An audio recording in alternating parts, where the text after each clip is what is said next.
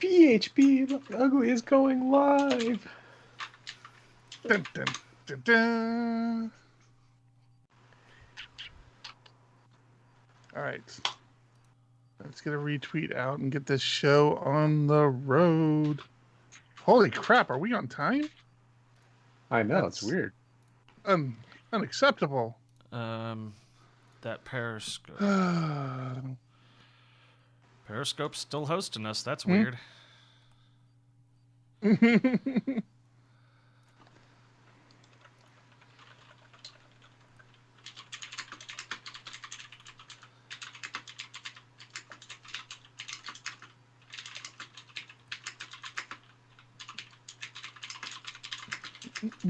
Give everybody a few minutes to join us, and we'll kick off some music. The tweets and the retweets going out. Do you think Harry Mack's going to join us again? Absolutely not, but I did order some swag from him as an appreciation for... I was kind of hoping it would be here, but it wasn't.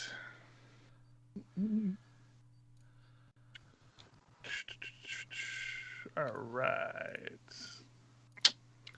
What's showing up on the stream? PHP Ugly is live. Okay. Alrighty. 1, 2, 1, 2. Coming off the top, y'all know how we do. Listen, I'ma drop a freestyle you can cherish. I'ma send a shout out to the host named Eric. Yo, he's never on some average shit. You know Eric, he stays loud and passionate. I'm about to break it down for y'all with the clever song. Yo, shout the host named Thomas, cause he's never wrong. Yo, shout to John, you know that he's smart and quiet. Unlike my freestyles, which cause a riot. I'm about to do it like this, cause the people love me. Shouts out to PHP, the ugly. It's called ugly cause it's not professional, but I'm about to come through and bless it with style. So let's do it when I'm spitting, I perfume the room. Yo, the segment of the show is called Doom and Gloom. That came from Thomas. Yeah, can nobody go beyond this? I get the mic and then I'm about to keep it like a promise. Yeah, and y'all know we fill them up with anguish. We talking about the PHP, the programming language. About to break it down, no exaggeration. What do y'all do for a living? Web applications. Okay, I can dig it. My words spray tight. They getting together on the Thursday nights. Yeah, when it comes to rhyming, you can call me the new dude. I spew true lyrics while y'all broadcast on YouTube. So let's get it. You know my lyrics are major. All up in the comments, they got plenty of haters, but they doing what they doing. Keep it ugly. We ending every show with the saying it's lovely. Let's go. Hey, shout out to y'all. Peace to the whole. Let's go. I like that start to our show. I never got full confirmation that he joined us last week. I hit him up on Twitter, nothing, but I'm going with it was him. You don't think he responds to every tweet that he's mentioned in? I don't know about that, but he definitely should have responded to me because me. God damn it. All right, let's kick this off. Ready to go? Ready to go. Dropping frames like crazy. Awesome. That's how we do it. That's how we roll. We just do it ugly. It should be the name of our show. Wait a minute. You're listening to episode 231 of PHP Ugly. I'm your host, Eric Van Johnson, and with me this lovely night is John Congdon. Hello. And it is a good evening. Thomas Ryder. Good evening. Good evening. I feel like I have so much to talk about, and I can't really think of any of it right now. How was everybody's week? Very busy again. Lots of stuff going on. Lots of reading. Lots of work. Had a minor complete domain failure on one of our systems today. That was interesting. The small miscalculation while the boss was out of the office. So got that worked out, but keeping very busy. Definitely have a lot for our listeners tonight. Small you got a lot too? miscalculation. What is a small miscalculation?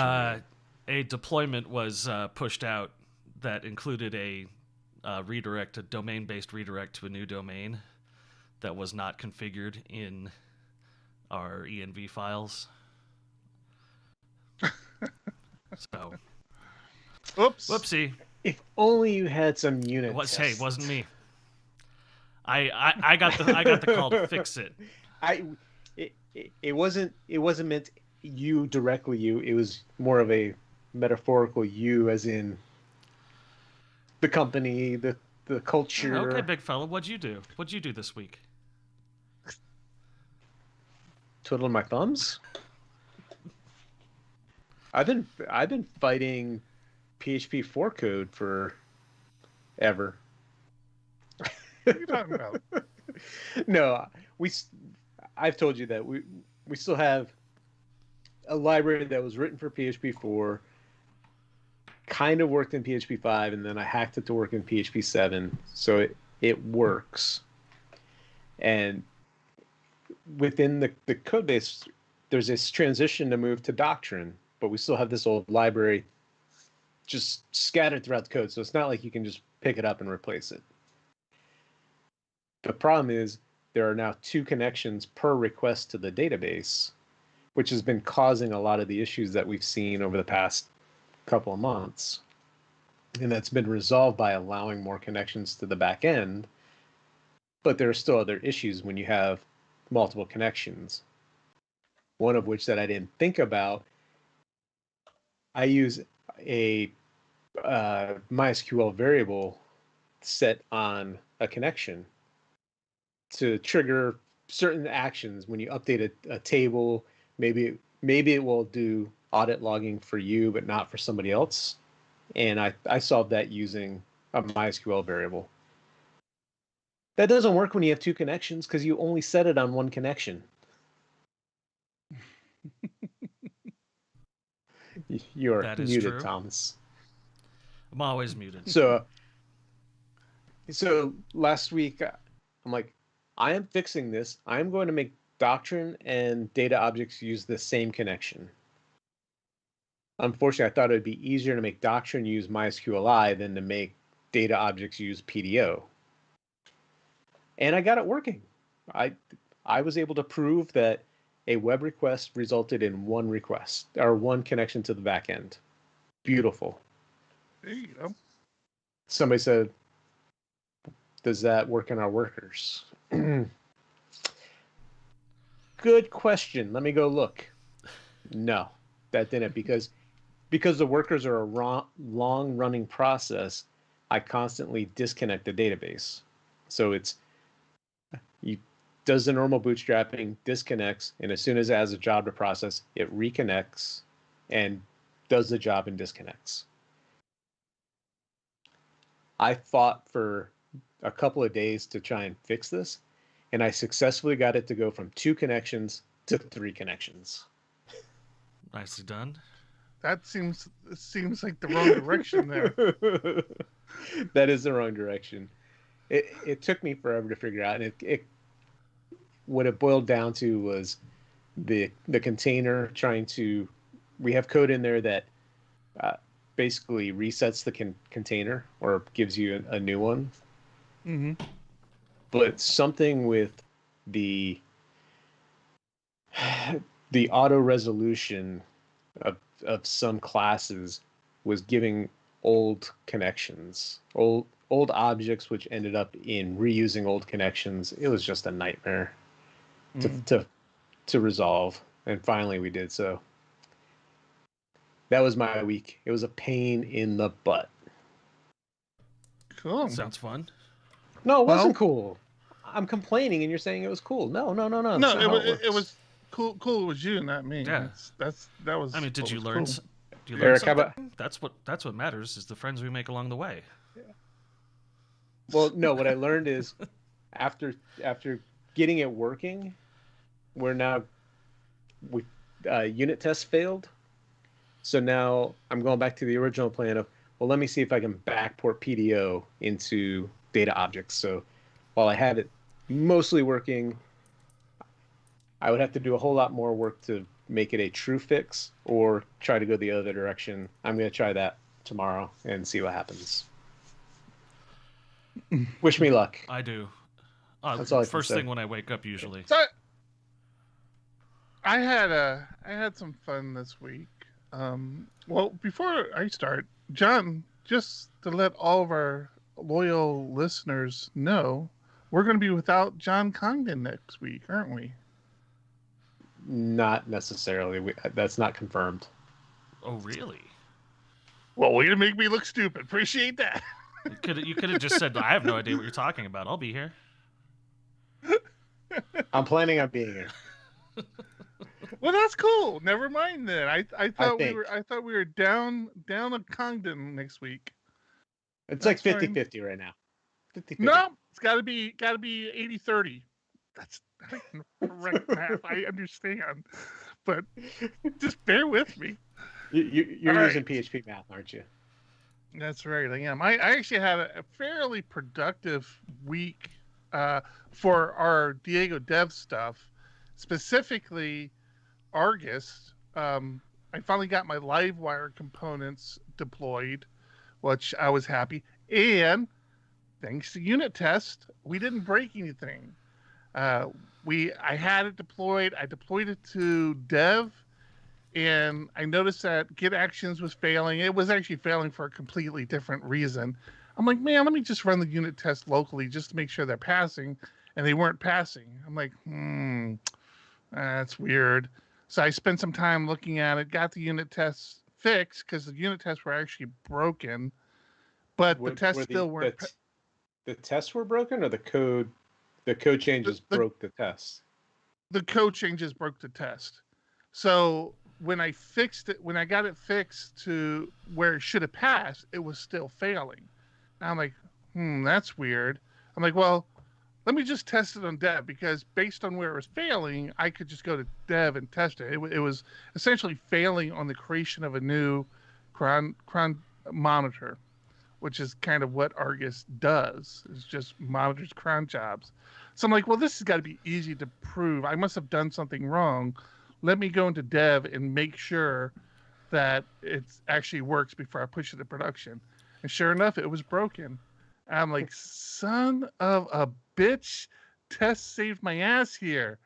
So I got that fixed and got my test passing. I still can't get GitHub Actions passing because now it's complaining about some Stripe calls that we have that for some reason it works in PHP Unit, but however GitHub Actions is running PHP Unit, it seems to choke. I haven't figured out why yet. But let's work on that tomorrow, because I would like to set up GitHub where you can't deploy until GitHub Actions, or you can't merge until GitHub Actions pass. I'm down for that. I'm down for that for sure. I did have a weird problem with Argus, and this actually leads me into another story. The deployment. So this is one of the services we have set up where we have Forge. Forge actually created the server and manages the server, and we use Envoyer to do the deployment. These are both products from Taylor Otwell, Laravel products. And it's typically not a problem, but my deployment to dev kept failing. I'm like, what the hell is going on here? It's like there was nothing weird about the code itself. So I look, and it kept harping about a dependency. I'm like, I don't understand. I'm using the same version of PHP in my dev environment. Why is this dependency issue all of a sudden a problem? And it was actually Sentry. I'm like, all right, you know what? Maybe I'll just swap Sentry out for Honey Badger because I like Honey Badger. I got a story about that later as well. We'll hit on that at the sponsor section. But so I'm like, all right, maybe I'll rip Sentry out. And then something had caught my eye, that the dependency issue was with Composer. It was complaining, saying it needed Composer 2 to install. I'm like, what? Like, why does the package care what Composer version is installing it? And I still don't know why Composer 2 was a requirement, but it was. So fortunately, it's a pretty easy upgrade from Composer 1 to Composer 2. You just basically do Composer self-update dash 2 or dash 2. I can't remember if 2 or 1 dashes. I do it. It updates. It installs. Everything's fine. Everything's gravy. I'm happy. So then I work through all that testing issue, and I get it in a state where I'm like, all right, I'm ready to deploy to production. And I have the same dependency issue. I'm like, hold on. I know I upgraded Composer, so why is it complaining now? And I looked at the error, and it's complaining about Composer. So I log into the server, and this is the production server, and I'm like, well, wait a minute, Composer is at 1 again, but I'm pretty sure I had upgraded this one yesterday. I'm like, I must have just forgot to do the server. So I go ahead and I hit Composer, self-update again to 2. It updates, it deploys, no problem. So then I'm sitting there, I'm thinking, like, man, I am almost positive I upgraded this yesterday. So I sit there and I let it sit, and I stay logged into the server. So I log out and I log back in, and it still says it's at Composer 2. I check the version. I'm like, all right. So I stay logged in to the server, go to bed. I wake up in the morning and I check again. And when I check in the morning, it says Composer 1. And the terminal never ended. So the terminal stayed active to the server the entire time. I'm like, huh? What the hell happened? I'm like, what the hell? Why does this keep rolling back? You have a cron job that's updating your Composer? That's what I thought. So I'm checking all the cron jobs because that's what a normal ops person would do. I'm like, there has to be a cron job here somewhere. I'm checking. I can't find a cron job anywhere. Nobody has any cron jobs, which to this day, I will say the maintainer of the cron command needs to do something about -R-E being right next to each other, because that has bit me more than once, and it terrifies me every time I do cron. Because it doesn't give you a warning. If you hit -R, it just removes all the cron. It doesn't say, are you sure? It just says, oh, fuck it, it's gone. So I'm stressed, and I'm not finding cron jobs anywhere. So I open up a ticket with Forge, and they're like, oh, yeah, that's a legacy server. It was built, a long time ago, and we have this cron job that does it. It's actually configured in the Forge interface. And I'm like, I've never looked at this. Thanks for telling me. So I finally got that resolved. But so I got that deployed. What was the resolution? Fixing the cron in Forge or redeploying a server? No, well, they'd actually suggested redeploying a server, and I might actually end up doing that. But yeah, I could just fix the I guess they're called scheduled jobs. It's basically a cron job in Forge. I just fixed that to remove the rollback it was doing and have it just update for version 2. Well, But then I'm not even done. I'm not even done. What? Let me hear it. No, I'm moving on to another story. What I was going to say, you know what you should have had is a managed server host. We bring today's podcast to you in cooperation with Cloudways, a managed cloud hosting platform built for your PHP projects. If you simply wish to focus on your business, Cloudways is the way to go. They take over server management and security and free up time that you can dedicate to growing your business and acquiring new clients. The platform offers a choice of IaaS partners: AWS, Google Cloud, DigitalOcean, Linode, and Vultr.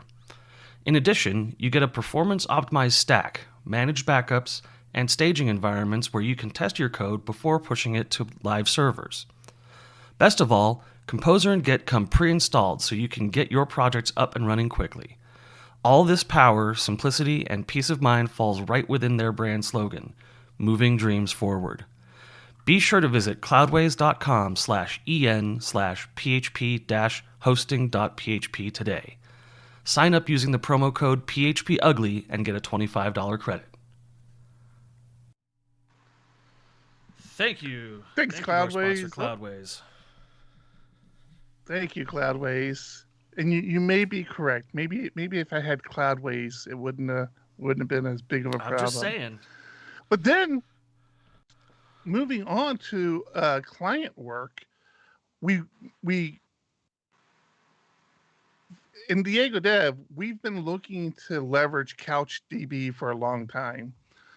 We've had it sprinkled here and there for projects, but never really built a project that was going to take advantage of CouchDB. We built a proof of concept for a client once, and they fell in love with CouchDB. They're like, oh my God, why aren't we always using this everywhere? If you're not familiar, CouchDB is a document store.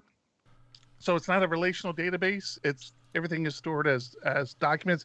For CouchDB specifically, it's just this JSON that's stored. CouchDB we like. It's kind of like, if you're familiar with MongoDB, it's kind of like that. The reason we like CouchDB is because everything works over HTTP and HTTPS. So it's all internet protocols. There's no need for special drivers or anything like that. It really makes it very simple to work and interact with. So as I said, we've been playing around with it for a long time. Me and one of the developers at Diego Dev actually worked for a company that built a product around CouchDB, and that's kind of where we kind of saw the benefits of this architecture. Especially when it's distributed, right? Right, distributed. So we built this MVP for the client. They loved it. They loved CouchDB, but they didn't move forward with it. So then we're building another. We're actually rebuilding an existing application.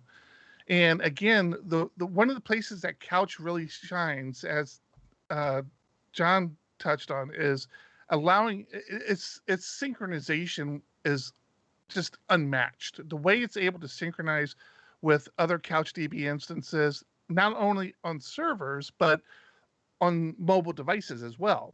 So you can actually. Is this the Ruby app you're talking about? Yes, the one we rewrote. So it's a very legacy Ruby app that nobody wants to maintain. So we are migrating it to PHP, making it more maintainable, and trying to introduce CouchDB into the mix. Legacy Ruby. I thought I'd never hear that. So since the original application used a relational database, it actually used a combination of MySQL and Postgres. It was this really weird Frankenstein built thing. So we wanted to keep the relational database aspect of it in place because we didn't want to make too big of a leap. But we were quickly running into, there's no way we can do both because things were going to fall out of sync. And the one thing that I had remembered is that MySQL actually basically does event sourcing. It has an event stream that it records everything that it does within its database. And the developer we have working on this. Wait. You said MySQL does that? Or Couch does that? I'm sorry, CouchDB. CouchDB does that. So it's basically event sources everything it stores, all the documents that it stores, how it got there, what was updated, by who it was updated. It's just event sourcing, essentially. The developer working on that figured out how to tap into that event stream. I mean, it turned out it wasn't even rocket science. I mean, it was an API that they make accessible, and he just taps into this event stream and then basically listens for events and then plucks the data he needs out of those events. Oh, that's nice. And puts them in the tables that he needs. Oh, it is so nice. It is so sweet. That was one of the biggest hurdles. I was worried. I wasn't sure how we were going to get over it.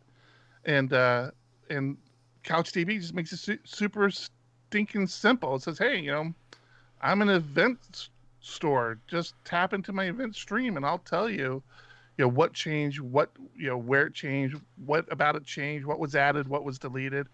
And this developer just said it was pretty simple. Once he realized that was there, it was simple to rate the watchers for it and say, okay, watch for these events. And so the whole point of that was to listen to the stream and then keep the MySQL database in sync. Yeah. So the MySQL database only needs certain portions of data. So it doesn't even, I don't think it even takes everything that gets stored in CouchDB. It just needs certain information to keep a couple tables updated internally. So it actually works out really well. But yeah, I super excited by it. That sounds like drop-in event sourcing. We're getting close to implementing. CouchDB is, well, I mean, yeah, I mean, I guess you can say maybe we actually, when we were looking into event sourcing, we actually looked at potentially using Couch as the event sourcing data store, but we actually there are actually databases around event sourcing now. John? Yeah, so the CouchDB event sourcing isn't necessarily event sourcing because you're not giving it named events. It's just saying, hey, I've updated this document and here's what's changed. Okay. Right. Yeah. So he's looking for any update and then looking to see if a specific field has changed, and if so, updates MySQL. Is my assumption. I haven't seen the code yet. I'm kind of excited about looking at it. Yeah, really excited about this, and really excited to see it in action. Matter of fact, we were talking through today because again, this client we have, they have customers across the country, and one of the challenges we always had is trying to give the best performance for people on the East Coast who are also on the West Coast. Well, now with CouchDB, and because so much of this application from the customer's perspective is mobile, they don't really go to a web interface except to kind of configure things.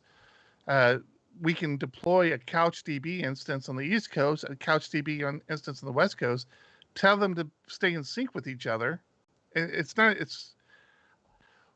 We were going through the whole, what is this architecture called? Is this master? I don't even know what we call them anymore. Main, secondary. It's like, no, it's not any of that. These are just, because in the world of CouchDB, it doesn't have to be a complete sync. Like, you can just say, I mean, let's just say theoretically, who your East Coast clients are. You can tell Couch, hey, just replicate the East Coast clients to the East Coast server and don't worry about the rest of the stuff because they're all West Coast clients. And you can do, it's not exactly sharding, but it's kind of like you can select the data you want to synchronize if you don't want to synchronize everything. Well, and then to that point, that's the whole reason for getting it onto the mobile devices, right? Because then you can also sync down only the data you need. You don't sync down the entire database. Correct. And it allows them to work offline. So these customers go into like underground garages, and they have these spots where they don't have wireless access. So they have a working instance of the database. Is this a super villain? And then when they get back online, sometimes these workers, they're just all the way down in a volcano in the middle of nowhere, might not have internet access. Well, that was the thing with the Ruby code. Didn't the mobile devices connect and like on login? It was a super slow process because it was slurping down so much data. Yeah. I mean, so it was work. Yeah, it was overdoing it. Yeah. Yeah. So now it's just a CouchDB that syncs, and it only syncs what it needs, and it should be so much faster. It only syncs for not only what they need. So it might not even sync everything for that client. It might only sync the stuff that is represented to the customer who's logged in. So the customer has employees, and they don't all have access to everything. So if you're John and all you're doing is one section of this building, it's only going to download that one section. So, yeah, it's very cool. That reminded me, and I just did it. If you listen to us in Discord, if you're not in our Discord, if you listen to us while you're in Discord, you should join our Discord. It's discord.phpugly.com.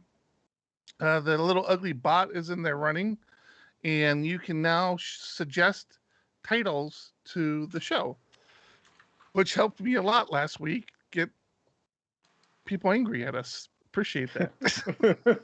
So now, I was going to ask about that. You had said you got a little bit of hate mail for references to peeing in bottles. Yeah, it's probably not worth talking about. There was somebody unhappy about it on Twitter, and basically said that I got the impression that they were done with the podcast. They'd stop listening. And I just thought to myself, if that was the thing that pushed you over the edge, you probably should have stopped listening a long time ago. You weren't initially listening closely.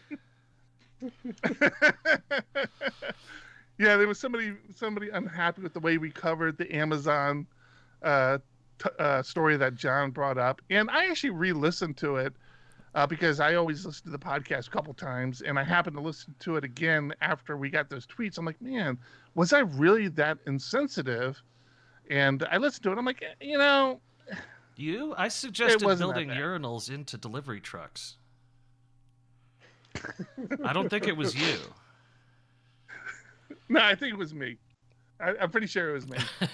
I could be wrong, but either way, what happened after we recorded that episode? The very next day, Amazon comes out and says, "Well, okay, sometimes our employees pee in bottles."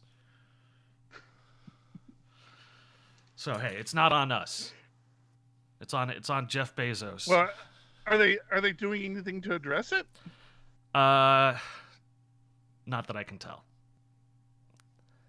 Well, acknowledging the problem isn't really anything, but okay. It's because there were so many stories coming out about step one where they acknowledged it, but then somebody else denied it, and they're like, "This is an issue. If you have somebody saying you're doing it and somebody else saying you're not, how can we trust you?" So they're just trying to rebuild trust of some sort. Yeah, good luck with that. So next week, I guess voting starts for the next release manager of PHP 8.1. I saw that's getting ramped up. I'm putting all my karma behind somebody. I just don't know who yet. Well, it's zero karma. They have a veteran who's now stepped up and said, "Okay, I'm willing to help whoever comes on with release management." It does sound like they're going to elect 2 people, which is good. I think it's good. But yeah, voting starts next week, and I think there's still like 8 people in the running. So, and yours truly is one of them. I'm very excited. I'm very excited about this. I'm not even lying. I'm super excited about it. So, I don't know. I feel like I've made worse mistakes in my past. So I feel like this might not be. I'm super excited for you. I just find it funny that before you put your hat in the ring, you were pushing Tom and I to do it pretty hard. Absolutely. It's like because I live vicariously through you guys. Oh, we know. I want to live vicariously through you. No, that's not how it works. Yeah. We got some interesting. It's gonna work that way this time. We got some interesting big news this week, and I'm amazed you guys don't have it on your Trello boards. But I do. It's hidden from you. Oh, okay, perfect. I'll let you spill it though. I won't. The Supreme Court has sided with Google in Google versus Oracle. For the Java? For the Java API. The Supreme Court has outright stated that replicating an API is not a copyright or trademark violation and is perfectly legal. So re-implementation is once again okay. And this is a big one because APIs all look the same. And you don't want some copyright troll out there suing you for using a RESTful API that looks like their RESTful API. Interesting. That's true. There seems like there's got to be a gray area there. If you're replicating it in a way to do the same exact work. I mean, I don't know the details. I'm guessing here. This is the first I've heard of it. It's like a tire. It's like there's only so many ways you can make a round tire. Everything's going to start to look the same eventually. It's not necessarily ripping one another off. Right. So yeah, I agree. The brief summary is that Oracle claimed a copyright on their Java APIs, which is essentially just the names and formats for calling the methods that they were attached to. So it was literally just the face of the API. This should never. But was the backend supposed to do the same exact work? I mean, that's how most interoperable systems work. Is they have a shared front language and a differing backend doing the same thing but doing it differently. That's how x86 CPUs work. IBM created the x86 model and Intel copied it. And if that were legal, we wouldn't have desktop computers. It's a compliment. It just means you define the standard. Yeah. It's like, okay, this is the standard. Everybody does it. Yeah, it's like making it illegal to hand duplicate a painting, which it is not. It's illegal to pass it off as the same thing, but it's not illegal to duplicate a painting. Mm-hmm. Unless it has a NFT attached to it, and then it is. Then you just can't duplicate it. NFT? Oh, man. NFTs, here we go. So that's fair use. That's a very important lawsuit for us, especially as API developers. This is the kind of lawsuit that gave copyright trolls free rein to sue anyone for anything. Whatever happened with the copyright trolls around like forms on HTML pages? That was a huge thing years ago. I believe they settled with a lot of their clients, or with a lot of their suits. The copyright trolls are frighteningly successful. Didn't the person who had the copyright to GIFs threaten to start suing people who use GIFs or something? Or yeah, I remember something like that. CompuServe. That was Really? CompuServe? Yeah. I guess we're going back a couple decades. Fortunately, the patents and copyrights on those things expired about 10 years ago. Actually, no, I'm sorry. CompuServe was the PNG format. The GIF was Larry Garfield? Larry Garfield? Not the PHP Larry Garfield, I assume. No, I'm thinking of somebody else then. But yeah, you're talking about think about PHP. For a while, people weren't using PNGs because CompuServe was getting very litigious about it. I thought PNGs were created to circumvent some format. I don't know. I don't remember. They're a compressed, lossless format, so they were intended to compete with JPEG, and they also supported background transparency. Yeah. You guys excited about Octane? I don't know. I want to be excited, but I'm not sure if I am yet. Are you? Kinda. I want to get Octane running on a Docker image on a Raspberry Pi.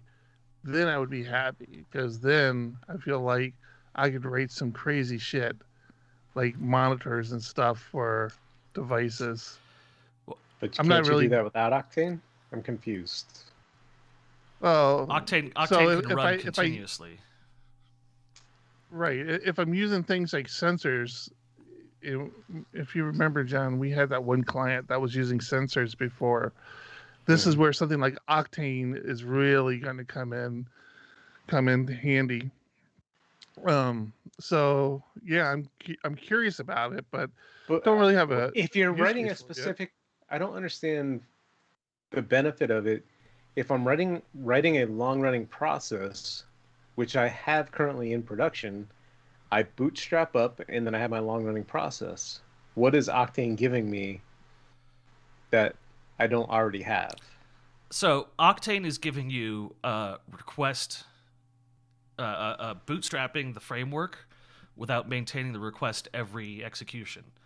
So now that Laravel is lightly supporting Swole, what it means is that once the request is handled and the response is pushed out, then that space of memory dedicated to that request is flushed and waits for a new request. So you skip the bootstrapping process of the framework. But I thought it wasn't going to be a big thing in the web interface world. Parts of it are going to be a big thing in the web interface world because it's going to handle requests much, much faster. Parts of it are designed for I/O and asynchronous calls. So Octane can run some asynchronous listeners.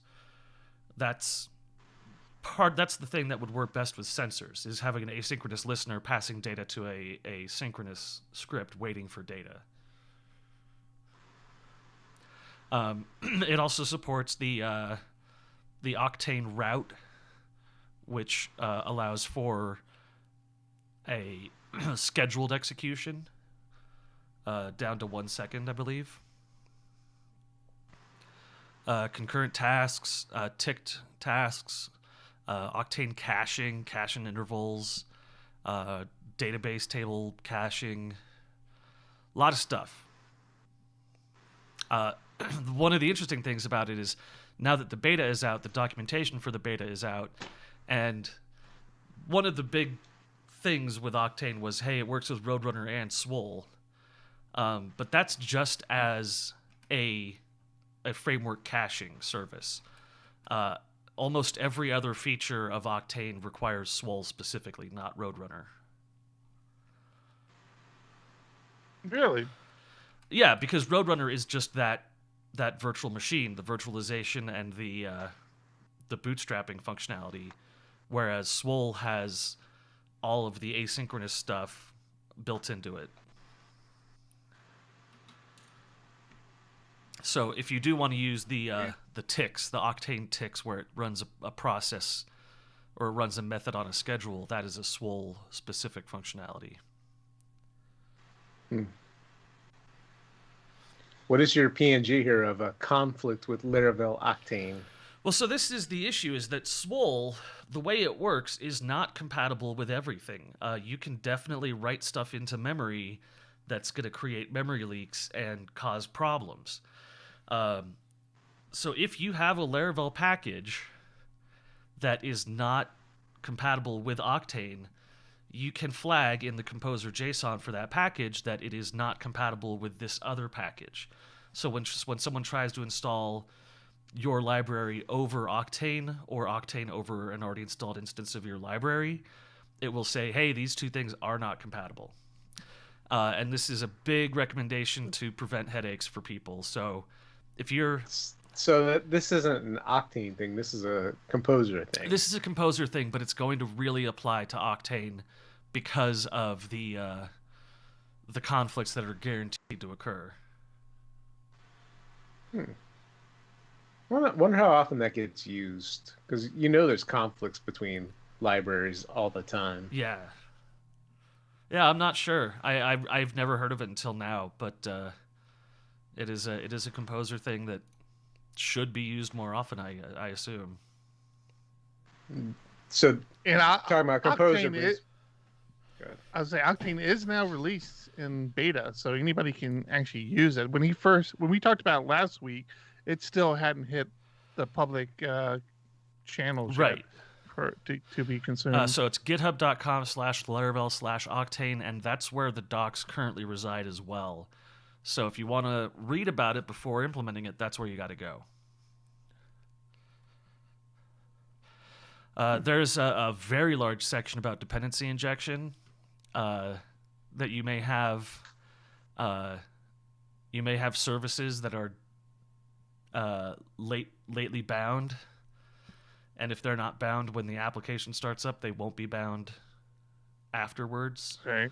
So you do have to do some work to make sure your application is going to work on Octane. But it looks cool. I'm excited.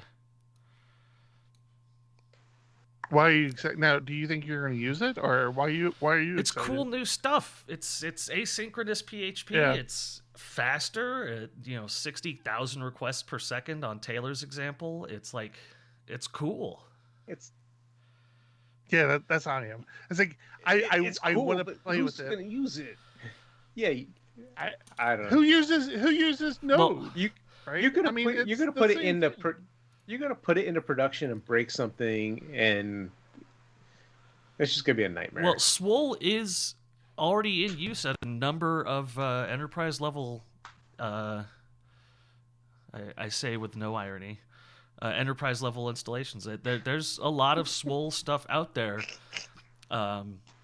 People claiming to get quadruple the performance out of it.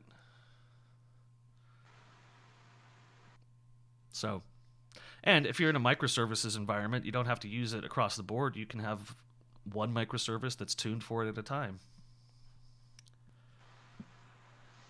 Well, microservice everything then. No, don't do that. Okay. Don't. Last week, don't microservice anything. I promised you guys I was going to read all about auto capturing multi-statement closures and short functions. Oh, Nuno's RFC, right? Was that it? Yeah, Nuno Maduro and Larry Garfield. Hey, there's where that name came up.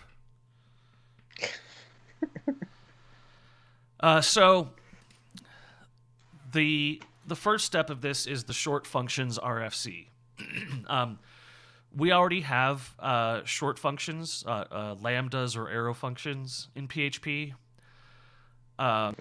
This new RFC adds a little bit of clarity to how short functions work.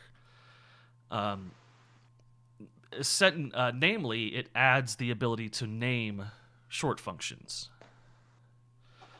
Previously, a short function was always an anonymous closure. This simplifies the language between that because there are two parts of short functions. One of them is called auto capturing, and one of them is the auto return, the lambda style response. If you're not familiar with what auto capturing is, in a short function, if I reference a variable that's outside the scope of the function, then it will fetch that variable.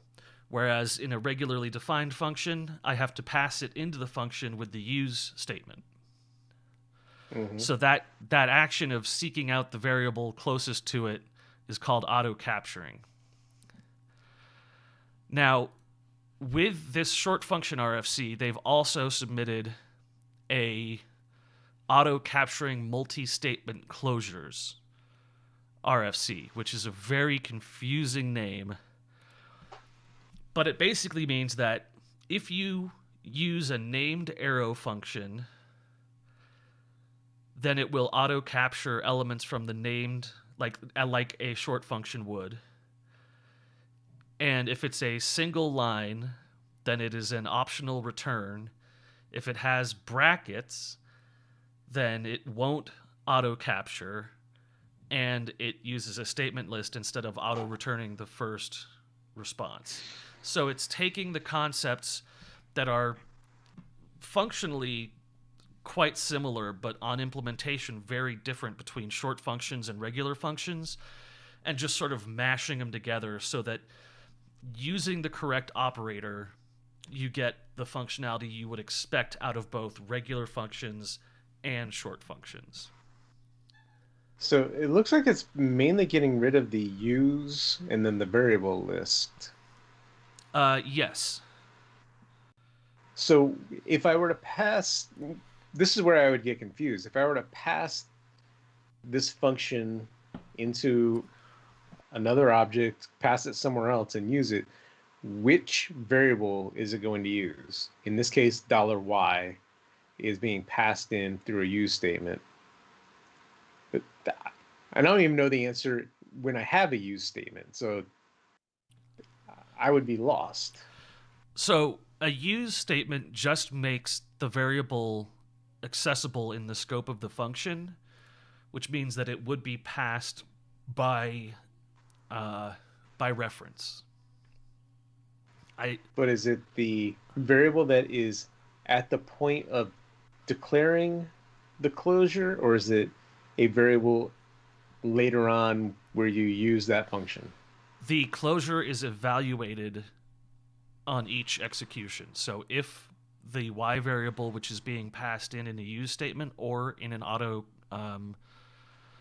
capture setting, if it changes, then every time it's evaluating the changed version. Because remember, the variable is just a reference to a point in memory. So it's always checking that point in memory when it's executing. And closures are not... But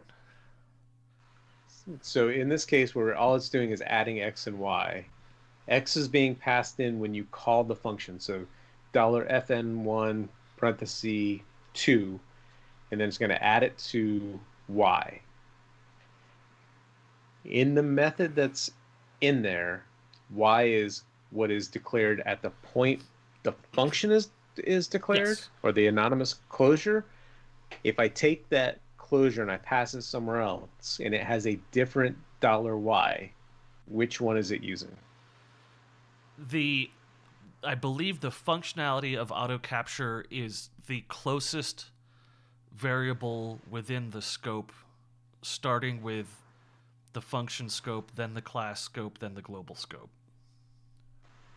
At the point of declaring the closure, or at the point of executing using the closure? That is fascinating. Because this is why you can assign a closure to a variable, because the variable represents an opcode compiled version of the function call, but it's or a tokenized version. But that tokenized version is evaluated on every execution of that variable. So it compile once, execute multiple times. I have a lot of code that has a use statement, but it's meant to be executed basically in line. Now I'm very confused. If I were to assign that closure to a variable, pass that variable around, which variable is going to be used in the use statement? Now I need to go test that. I will leave it to you to test that, because I don't want to test that at all. But I believe it is a very scope-focused functionality. And right, that's what you're telling me is if I were to pass it, it would use a different variable than I might have been expecting, and that's where I'm confused. Yes, it might. I don't use the auto capture stuff. I'm not even talking about auto capture in general. I'm talking about the use piece of a closure. Manual. Not even talking about this that's RFC. Considered manual capture. So I don't use auto capture, and when I do use manual capturing, it's like right after I declare a variable in a request or something like that. I don't have helper methods that reference uses, so I'm not sure. It might just check the parent scope of the declared function, but with a closure, I'm right. really not sure. Right. Interesting. Yeah. I've never thought about it. I do the same thing. I'll create a closure, but I'm basically executing it right away. So I'm using the variable that is right there. I'm not passing it around so much. Yeah, and when I do use manual captures, it's within a method defined in a class, so its scope is very clearly defined for me. But I haven't tried it any other ways. All right. Let me know what you find out. Of course. Yeah, I'm so good at homework. I'll definitely do that. Don't you worry. I'm sure I will remember beyond tonight. Well, you know who else is good at what they do? Honey Badger. I want to give you my Honey Badger. I want to give you my Honey Badger story. I have a funny Honey Badger story. So Honey Badger IO, they've been a sponsor of the show now for a few weeks. We appreciate them. They're very chill about sponsored us through Patreon, which you can do as well. If you wanted to be a sponsor of the show, you could actually sponsor us through our Patreon. The exact same way Honey Badger did, and we would give you the exact same treatment. Honey Badger makes it not only easy to protect your code, but they make it easy to brag about them because they're really good at what they do. If you listened to the show last week, I introduced the PHP Ugly Bot. And we introduced some features to it, and right away things broke. I'm like, God damn, it broke. When we came to the Honey Badger spot of the sponsorship of the show, I'm like, that's weird. I deployed Honey Badger on an app. I don't remember what app it was. And in my head, I thought I must have put it on Argus, because that would have made the most sense to me. It's our application. It's where I would want Honey Badger. But no, I actually deployed Honey Badger on the bot. And after the show, I went to my email and I had Honey Badger sending me emails saying, "Hey, we saw your bot crash. Here's your problem." Got it fixed in like 2 seconds after I saw that. Honey Badger did its job and did it well. I was very excited. Yes, there was a lot of squealing with delight for that afterwards. I was sitting on the couch watching TV and got a bunch of frantic messages. "Oh my God, Honey Badger did it! Honey Badger did it!" It's like I have Honey Badger on the bot. Honey Badger told me what was wrong the whole time. Honey Badger IO. Check them out today. There's no promo code or anything. I think if they ask you where you heard from them, you can tell them you heard from them from us. And it doesn't. They expand past just PHP. I mean, anything. Rails. We talked about how much we hate Rails, but they don't hate Rails. They're there for Rails. Python. They're there for Python. JavaScript. They're there. They're there. So it's not just PHP. I have a Honey Badger story too. I was doing a little teleconferencing interview thing, and they had asked me what sort of bug tracking, bug catching solution I used, and I said, "Well, I'm actually sponsored by Honey Badger, but I wish I could use. I can't use them. That I have to use this other one that the corporates dictated." And he said, "Well, would you use them just because they sponsor you?" And I said, "Oh no, they are much better at what they do." The one that I use now, I've been using for 6 years or something like that, and nothing has changed. It's the same base service that they provided forever, and I'm not like getting a list of awesome new features all the time from them. It's just the same thing. Honey Badger is like on that edge where they've got tons of cool stuff that's really new, really helpful. And so yeah, I'm a huge proponent. I'm going to be using them soon, I guarantee. Yeah, I'm gonna swap them out and put them on Argus here pretty soon. I think I might even have to upgrade my account to a paid account. Honey Badger does have a free tier, so there's no risk in trying it. And I mentioned on the show, and I wasn't sure when I said it before, but I thought I had remembered if you're in the Laravel ecosystem, you're probably familiar with some of the more well-known developers. And TJ Miller, friend of the show, TJ Miller, was actually I thought he had something to do with the Honey Badger drivers, or the Honey Badger package for Laravel. And when I went to install it for PHP Ugly-Bot, I went and looked at their repo, which you have access to. You can actually look at the repo, and sure enough, it was TJ Miller. TJ Miller was the initial contributor and architect and designer of the Laravel package for Honey Badger. So that was always good to see. It's always cool. That's like externals, that externals IO that you turned me on to, Tom, which I use like every day now. That is actually written by the same guy who did Bref, the serverless package for PHP. Oh yeah. I interviewed him for PHP Arc. Matter of fact, that interview should be coming out this month. And I'm in internals, and I noticed it said sponsored by Null, Null, which is his company. I'm like, wait a minute. And then I read the whole thing. I'm like, holy crap, this is what's his name, Marcelo, I think, or it reminds me of I think it's Marcelo or Marcus, or Marcelo, I think it is. And yeah, it's the same guy who does Bref, which is the serverless package for PHP. It's like, I love seeing that. Like, people I know, they come out, like Ben Ramsey. I've been a fan of Ben Ramsey for a long time. Followed him on Twitter. He's always contributing to PHP Internals. I thought he had already been a release manager for PHP Internals. It turns out he throws his hat in the ring. I'm like, hey, Ben and I, we're both trying to be release managers this year. That's so cool. It's so cool. Like when you stay within the community, the PHP community long enough, you see these names that keep popping up, and it's like, and they pop up in the weirdest places sometimes. You know, John, if he gets release manager, we're never going to hear the end of it. No, you guys are peasants. You guys are peasants. I'm the release manager. Yeah, he'll change the name. I alone hold the future. of PHP. He'll change the name of the podcast to Eric Van Johnson Presents PHP Ugly. I like that. It has a certain ring to it.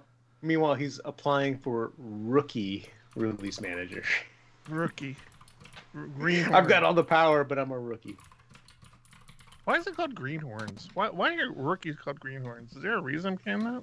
I've never heard of that, so I don't know. It could very possibly be racist, so let's not look into it on the pod. Let's never look into the historical references for things. A greenhorn is an inexperienced or naive person, a newcomer. But why? But why is it greenhorn? Why is that the word? Well, you guys have never heard of greenhorn before? I've never heard greenhorn. I've heard of being green, and that's just you're inexperienced. I've heard it both. I've never heard greenhorn. When I first got my big manual labor job, everybody would call me the greenhorn. Yeah. Or you learned a lesson today, did you, greenhorn? As I'm bleeding. It's like, yeah, I learned a lesson. Bastards. Not trust you guys. I don't know why. Where did the word greenhorn come from? Okay. Urban Dictionary. While you're looking that up, I want to give a shout out to our Patreons, our patrons via Patreon. Our patrons via Patreon, which we have two new Patreons. Patrons. Did you catch that? Patrons. Patries. So one I'm not familiar with, but we appreciate you, Luciano. Lucia, there you are, right there, Luciano. Clayton has also become a Patreon, and he's actually they've been a listener for the show for a very long time. I've spoken with Clayton over DMs as well, so appreciate the both of you very much. Luciano, I love that name, Luciano. I like the name Luciano.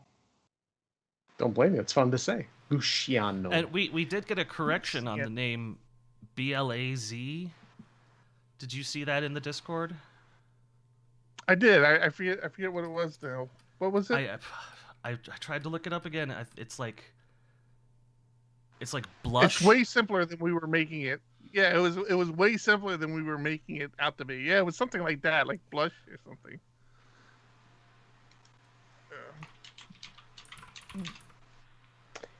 Guess you'll just have to figure it out. All right, yep, so blush. You're right. Oh, you found it? Yep.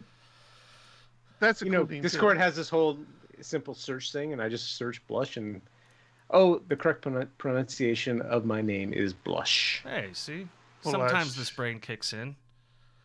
That might be the first Blush I've ever heard of. I don't think I know anybody else named Blush. That's pretty cool. Oh, that's like, oh my goodness. All right, so I don't want to harp on this, but I'm going to harp on it a little bit.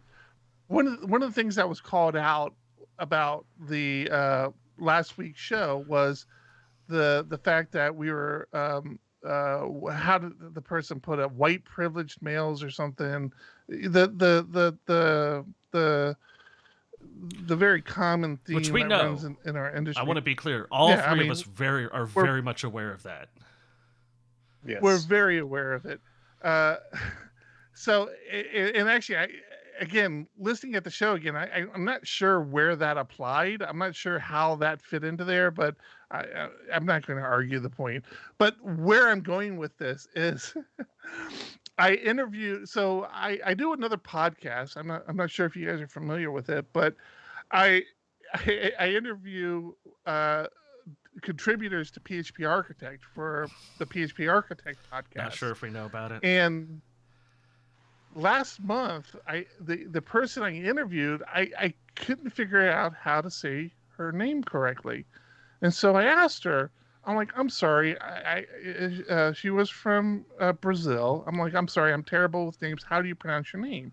And she pronounced it, and she goes, don't worry, nobody can say it. Only like my family members say it. Just call me Juicy. I'm like, I'm sorry. I'm sorry. Call you what? She goes, call me Juicy. That's the name I go by. I'm like, not gonna do that. Not gonna call you Juicy. Do you know how much hate mail I would get if I start calling you Juicy? She goes, I don't. And it was funny because to her, she's like, I don't understand. That's my name. Call me Juicy. I appreciate it if you call me Juicy. I'm like, I don't know if I can do that. Also, Call Me Juicy, a fantastic indie film. And first thing, she'd written an article on legacy code, and I'm going all this off memory because I read the article.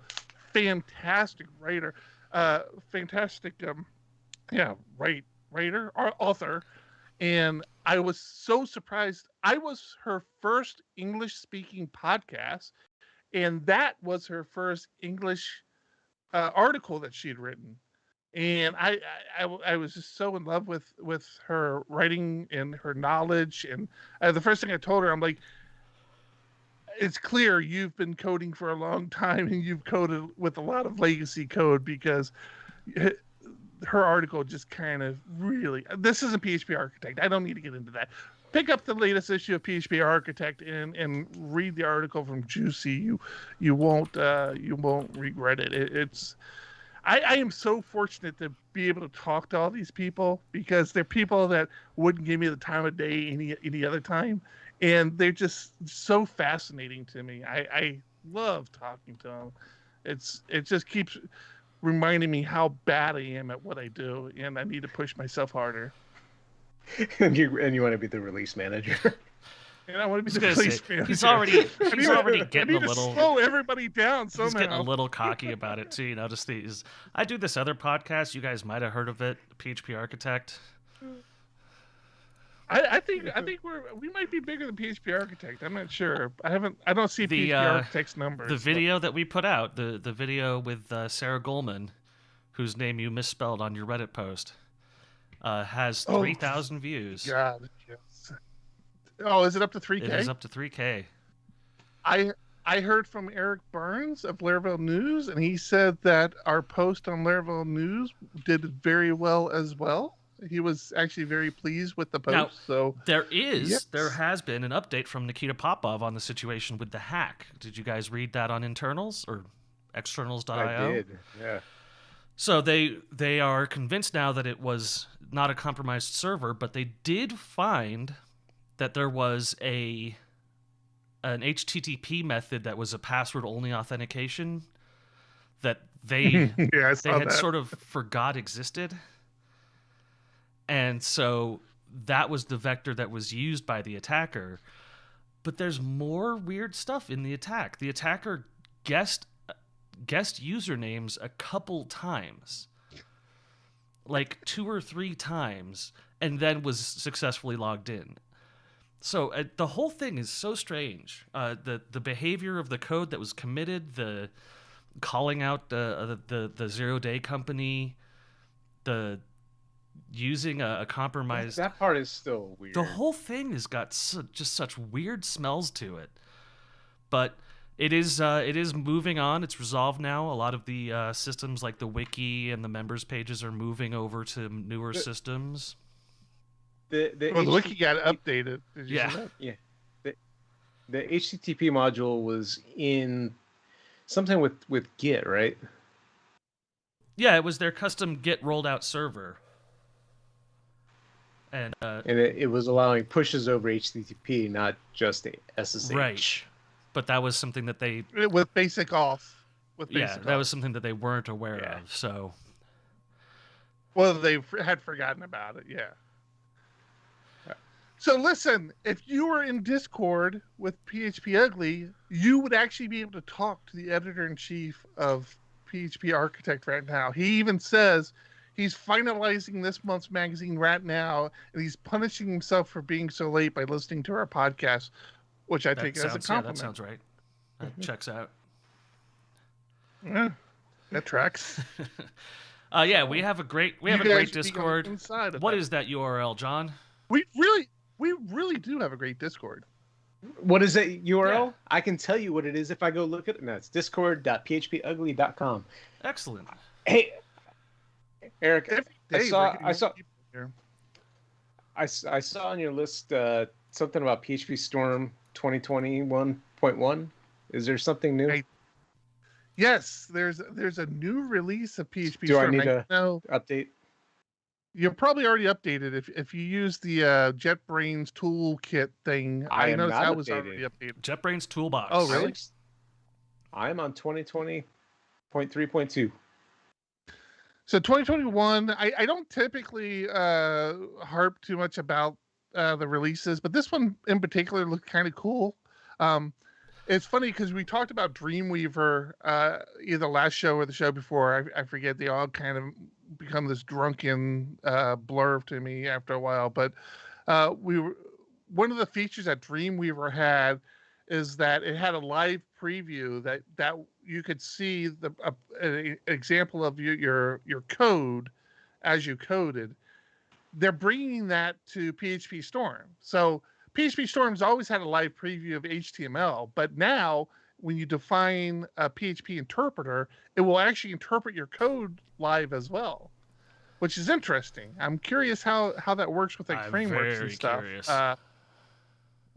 Yeah, I don't think I'm going to be using that, but we did talk a couple weeks ago about Code With Me, which was the pair programming from JetBrains themselves. That's now officially released. That's officially in PHP Storm, and I think all the JetBrains are they charging for it, or is it still free? That's a great question. I don't know. I haven't looked at it. I should look at that. I didn't see anything about charge. All of their blog posts hinted towards it being an additional charge, but if they made it official, you have to check it out. Yeah, that's a good question. I don't know. And then you guys were just talking about this. This is one of the cooler things, and one of the reasons why I put it in here. PHP Storm now has a in-scope feature that it does. So let's say, for example, you have some code and you have a for each loop, and in that for each loop, you define items, right? Like our item. So you have items as item in your for each, and then you do some stuff with item in your for each, and then you break out of your for each, and then later in your code, you have item defined somewhere else, right? Mm-hmm. With this new in-scope feature for PHP Storm, it used to be if you wanted to rename that variable, so let's say you didn't want to call it items, you wanted to call it I, it would look for item in the whole code in that file. Now with this in-scope feature, you can say, hey, I only wanted to change the name of this variable within this scope, and it will figure out, oh, this is a for each loop, so I'm just going to change the name of this variable in this for each loop. So you're talking about the refactoring, cool. the refactoring tools? Yeah. That would be very helpful. It's super helpful. There's actually a nice YouTube video. It'll be in the show notes. It should be in Discord as well. One of the links I posted in Discord. There's a nice little YouTube video that goes through it all. But yeah, that's the big thing.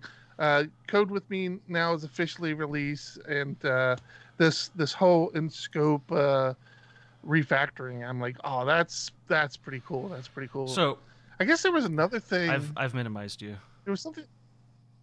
Okay, that's fair. You gave me the Stream Deck. I'm gonna use it. As far as the pricing goes, there's good news and bad news. Good news for us, if you own a paid copy of IntelliJ IDEA, PHP Storm, Goland, AppCode, WebStorm, RubyMine, CLine, or PyCharm, you get the premium version of Code With Me for free, which is hosting up to 50 guests, unlimited session length, unlimited number of meetings, and technical support via email. If you are using the free version of IntelliJ IDEA Community or PyCharm Community, you still get to host up to 3 guests. Your session length is limited to 30 minutes, unlimited number of meetings, and JetBrains community support. So, well, 50 guests. That's like, yeah, that's nuts. That's like doing a stream or something. Who pairs with 50 people? That's a presentation in a classroom. Yeah, for sure.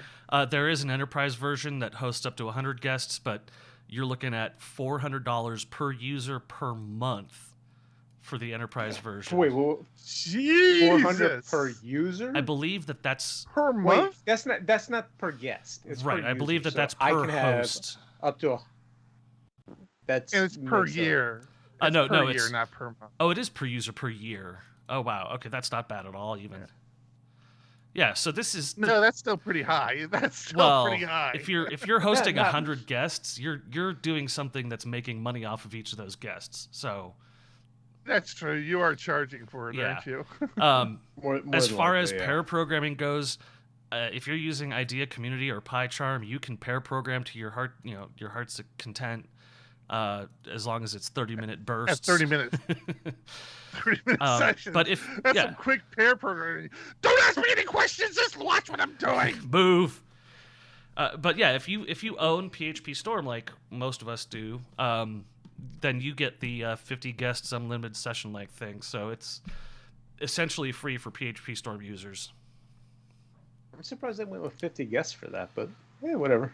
I'm not going to complain. Yes. Well, God knows what their Exactly. bandwidth is. Super high. Yeah. And remember too that this is a video and audio and chat room host within the IDE, so they're doing a lot of work.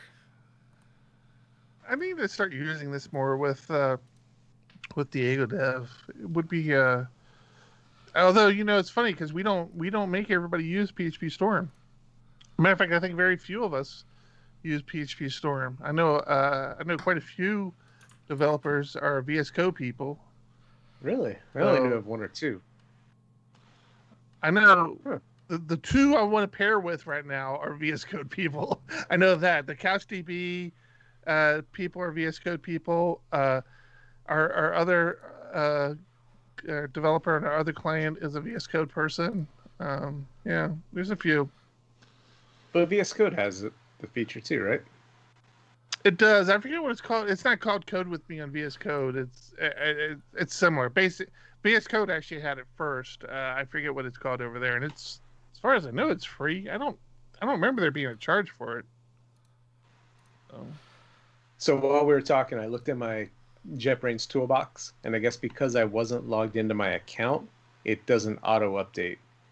Like I saw the update there, easy to click the button, but now it will auto update for me. Yep. Hello, Andrew. You see, Andrew, you come in and you say hi. We say hi. We've had a few people join us in there tonight. Oh yeah, I see that. I have. Well, Andrew was the first one to say hello, so he gets a hello. Gets the wave. They get a hello. Interesting announcement this week. Midwest PHP is remote and free. Free? Free. What? Midwest PHP is a 4-track online conference. Beginner, Everyday PHP, Security and Performance, and Enterprise are the tracks. 2-day conference. And I believe there is a paid tier for some of the presentations. I believe they're now that I say that, I look and I can't see it. They have a couple of TEDx speakers speaking. This is cool.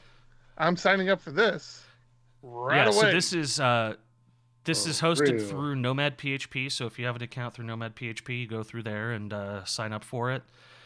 And one of my favorite things is that it doesn't start at an insane time. What time does it starts start? at 9 a.m. Central Daylight Time. So it'd be 7 that's for us. right up your alley. So not one of those 5 o'clock in the morning conferences.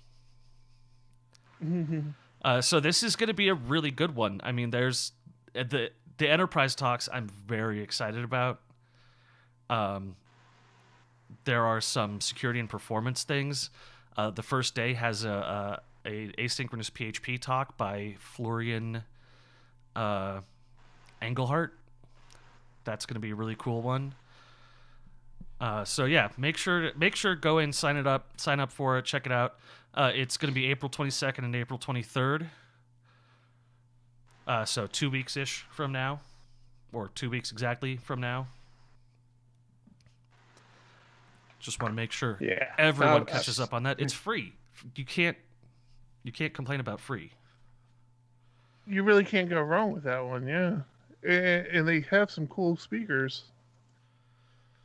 I'm trying to sign up, though. How do you sign up? I don't understand how to sign up. I'm already in Nomad PHP. I had some problems with that. So you get access to the keynotes, the beginner track, and the everyday PHP track on your free account. If you want access to the entire thing, when you click on register now, you get to create a free Nomad account. If you want to stream all tracks, including security and enterprise on Nomad PHP, you have to subscribe. Okay. Which we are already Nomad PHP subscribers, so we already have it. Well, then you're gonna have to. Bada bing, you're gonna have to add me to that list because I need to see those enterprise courses.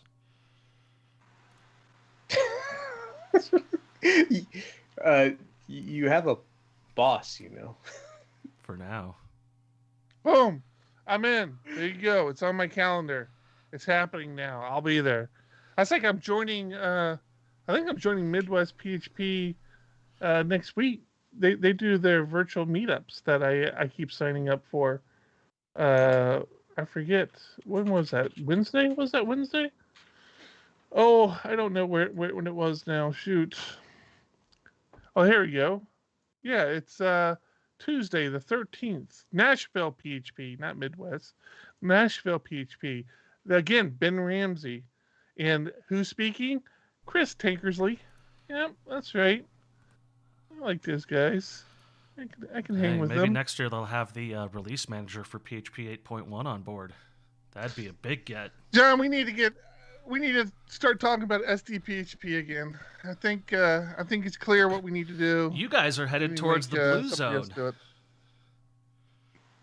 No. No? We are, man. Quickly. Yeah, I think so. No, we're not. I got my shot. I got my first shot. You guys get your shots. Yes. We went through this last week. Yeah. I was a little. Yeah, I got my first one. My kid, the kid who hasn't gotten the shot yet, I was actually kind of gloating a little bit because I was going to have my shot before they had theirs because they couldn't go with me the day I got mine. I'm like, all right, well, I'm going to be done with my shots before you. No, they got the Johnson & Johnson. So, they're going to be wrapping up tomorrow morning. Damn it. My father-in-law refused anything but the Johnson & Johnson. I still don't know why. Originally, he refused. He only wants Johnson & Johnson? Right. Like, he refused Pfizer and Moderna and couldn't give me a good reason as to why. Yeah, I wouldn't have a good reason. I kind of want to go get Johnson & Johnson now and just get, like, double protected. Just like... But... I'm not going to. You mean the Eric Van? Yeah, just because the name is there twice doesn't mean you're doubly protected. It's twice as good, and the name itself is awesome. So, yeah, that has something to do with it. I can clearly tell we're winding down. We're out of time. Yeah, I feel like we're good on time, man. We almost didn't have our normal hour podcast last week. Fortunately, I was able to save enough. Salvage. What's it called? Salvage enough. Yeah. What do you mean salvage? What happened? I don't know. When I do my normal cleanup, we must have ended early last week or something. I don't know. It's like when I did my normal cleanup, we were pretty far down. And usually by the time I finish clipping all the ands, ums, buts out of it, I typically pull off another 5-10 minutes off the podcast, but I didn't have to do that last week. If only we had cut the content about peeing in bottles. We'd have. I think that's why I kept it in. Yeah. Just for time's sake. Thank you. Thank you to everybody who's been listening. Thank you to all of our patrons. Thank you to Cloudways, Honey Badger, And Mom. Thanks, Mom. Thanks for having me, Mom. Thanks to PHP. Thanks, Rasmus.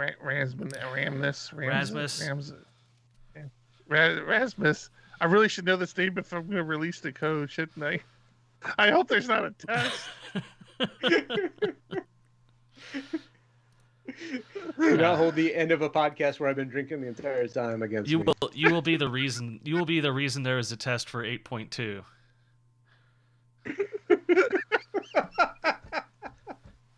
We won't make that mistake again. Yeah. Maybe an abundance of volunteers isn't good. All right, that's it. We're done with this episode, which would be episode number 231. We're going to keep the announcement for the call for volunteers on that super secret internals list, not internals itself. The vetted internals. That's it. I'm out of here. I'm Eric. I'm John. I'm Tom. Keep it ugly. Keep it ugly. That's the one. Wrong screen. Wrong. Getting really good at this after 231 episodes. The Patreon screen is never the wrong screen. No, it's supposed to be the Harry Mack screen. What's going on here? Harry Mack screen. Thank you all for listening. Did you update it? Let's find out. 1, 2, 1, 2. Coming off the top, y'all know how we do. Listen, I'ma drop a freestyle you can cherish. I'ma send a shout out to the host named Eric. Yo, he's never on some average shit. You know Eric, he stays loud and passionate. I'm about to break it down for y'all with the clever song. Yo, shout the host named Thomas, cause he's never wrong. Yo, shout to John, you know that he's smart and quiet. Unlike my freestyles, which cause a riot. I'm about to do it like this, cause the people love me. Shouts out to PHP, the ugly. It's called ugly cause it's not professional, but I'm about to come through and bless it with style. So let's do it when I'm spitting, I perfume the room. Yo, the segment of the show is called Doom and Gloom. That came from Thomas. Yeah, can nobody go beyond this? I took the mic and then I'm about to keep it like a promise. Yeah, and y'all know we fill them up with anguish. We talking about the PHP, the programming language. About to break it down, no exaggeration. What do y'all do for a living? Web applications. Okay, I can dig it. My words spray tight. They getting together on the Thursday nights. Yeah, when it comes to rhyming, you can call me the new dude. I spew true lyrics while y'all broadcast on YouTube. So let's get it. You know my lyrics are major. All up in the comments, they got plenty of haters, but they doing what they doing. Keep it ugly. We ending every show with the saying it's lovely. Let's go. Hey, shout out to y'all. Peace to the whole squad, man. Hope your channel is doing real well on YouTube. Hope you guys are having fun. And it was an honor and blessing to do this little custom freestyle for y'all.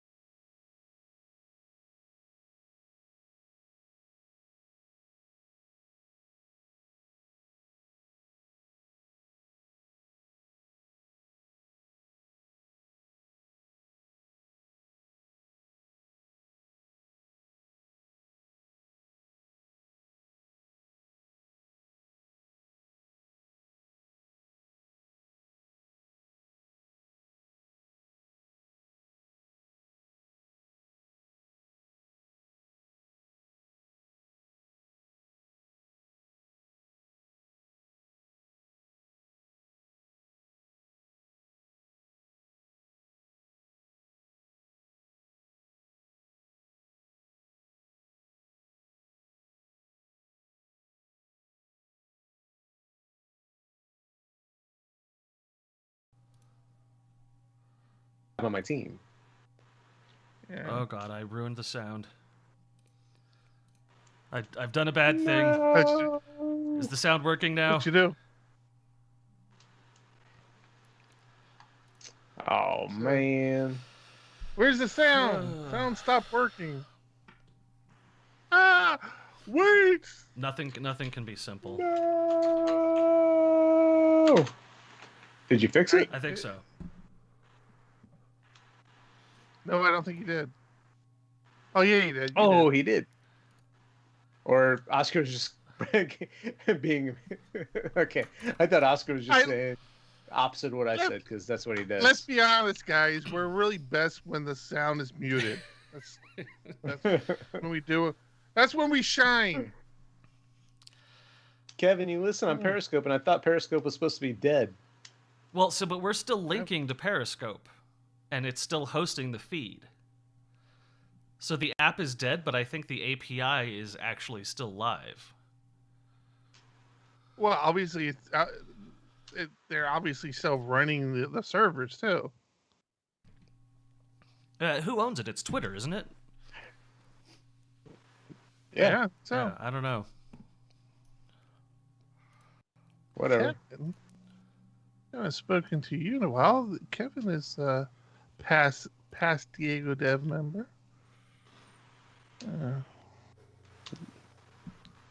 So anyway, I don't know if we're gonna do the team thing or not. I can't. It doesn't make sense for the individual price. Oh, you know what? He's right, actually. What was the individual price? The It's individual like price was $12.50 a like month. Well, it depends on which one you go with. Right. That math doesn't work No, out, not in does the it? slightest bit. Well, it's because they have an employer paying for it, so they're going to charge more. It's the way it always friggin' works. But it comes with an architect subscription and professional certifications. We already have an architect subscription. Like that mini architect subscription. Like if we did small team, would we get 15 architect subscriptions?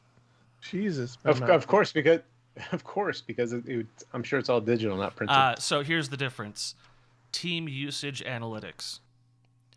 Yeah, I saw that. So you could tell who's watching and who's not. Who's doing the work that they're being assigned. We actually use that on Laracast. We have a team account on Laracast, and I always pop in there to see who's actually watching the videos. Yeah, that's definitely worth it. Guess who's not? I was the leader for the longest time. Then our boy Kalen overtook me. I don't think I ever caught back up with him. Let's find out, shall we? Manage team.